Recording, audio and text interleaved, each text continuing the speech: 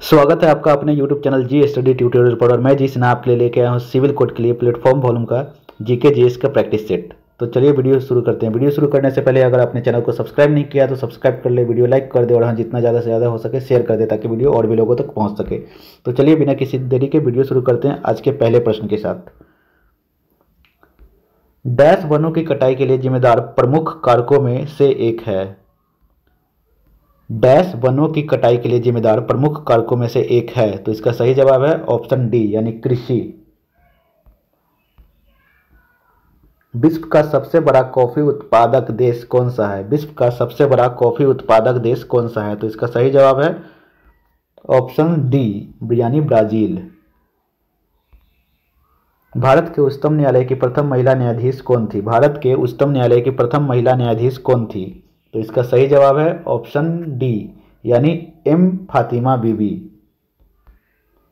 गौतम बुद्ध ने अपना अंतिम उपदेश कहाँ दिया था? गौतम बुद्ध ने अपना अंतिम उपदेश कहाँ दिया था? तो इसका सही जवाब है गौतम बुद्ध ने अपना अंतिम उपदेश कहाँ दिया था? तो इसका सही जवाब है ऑप्शन सी यानी कुशीनगर में।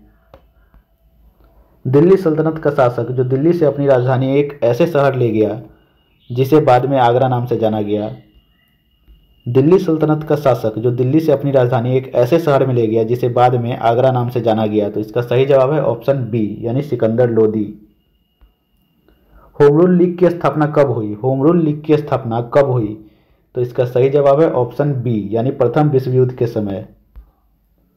राजा साहू का प्रथम पेशवा कौन था? राजा साहू का प्रथम पेशवा कौन था? तो इसका सही जवाब है ऑप्शन ए यानी बालाजी विश्वनाथ। निम्नलिखित किस अनुच्छेद में राज्यसभा को यह अधिकार है कि 2/3 बहुमत से किसी नई अखिल भारतीय सेवा को स्थगित करे? तो इसका सही जवाब है ऑप्शन ए यानी अनुच्छेद 312। यदि भारत के नियंत्रक महालेखा परीक्षक पर कदाचार तथा असमर्थता का आरोप लगाया जाता है तो वह पदच्युत होगा।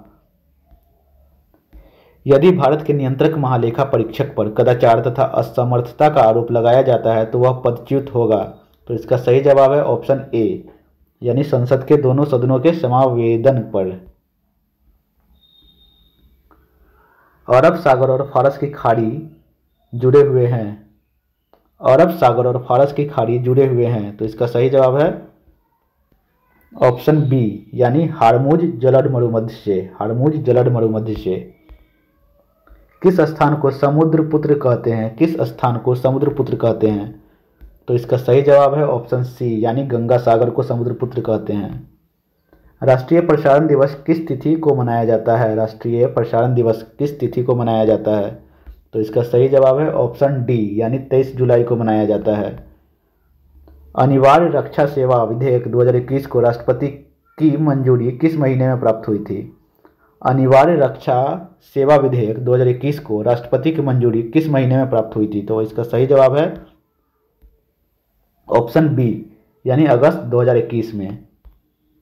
न्यायालय में प्रयुक्त अटॉर्नी ऑफ रिकॉर्ड शब्द का क्या अर्थ होता है?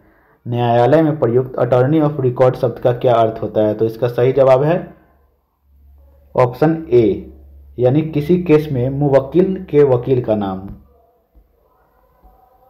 न्यायालय की गतिविधि में बेल फॉर फीचर शब्द का क्या अर्थ होता है? न्यायालय की गतिविधि में बेल फॉर फीचर शब्द का क्या अर्थ होता है? तो इसका सही जवाब है ऑप्शन बी यानी अदालत का वह आदेश जिससे जमानत की राशि जब्त करने को कहा जाता है।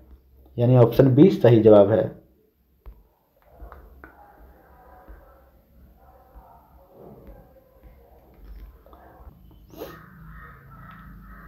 सूर्य की ऊर्जा का स्रोत है। तो इसका सही जवाब है सूर्य की ऊर्जा का स्रोत है। तो इसका सही जवाब है नाभिकीय संलयन अभिक्रिया यानी ऑप्शन सी सही जवाब है।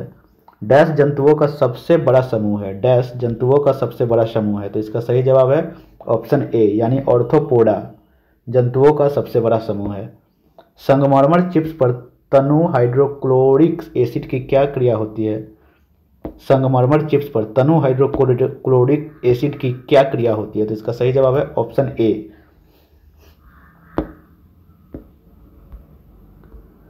किसी गर्म भट्टी से उत्सर्जित विकिरण होता है, किसी गर्म भट्टी से उत्सर्जित विकिरण होता है, तो इसका सही जवाब है ऑप्शन ए यानी अवरक्त। यदि किसी दर्पण की फोकस लंबाई +15 है तो यह है, यदि किसी दर्पण की फोकस लंबाई +15 है तो यह है, इसका सही जवाब है ऑप्शन बी यानी उत्तल दर्पण। तो ये रहे जीके जीएस के लिए प्लेटफॉर्म वॉल्यूम का प्रैक्टिस सेट 1। अगर वीडियो पसंद आया तो वीडियो लाइक करें, चैनल सब्सक्राइब करें और हाँ जितना ज़्यादा से ज़्यादा हो सके शेयर करें ताकि वीडियो और भी लोगों तक पहुँच सके।